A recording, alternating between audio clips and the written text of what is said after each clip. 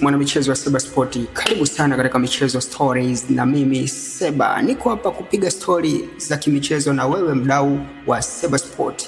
Leo ni michezo ile inachezwa michezo ile ya raundi ya pili ya kutafuta tiketi ya kufuzu hatua ya makundi ya CAF Champions League na CAF Confederation Cup.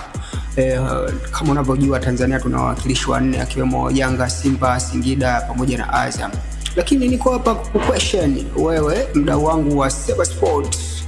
Je, ni mechi gani ya raundi hii ya pili unaisubiri kwa hamu au unavutiwa na hiyo mechi kutokana labda na matokeo ya raundi ya kwanza au vyovyote vile, lakini kwa wewe upande wako ni ipi ambao inakuvutia na unaisubiri kwa hamu?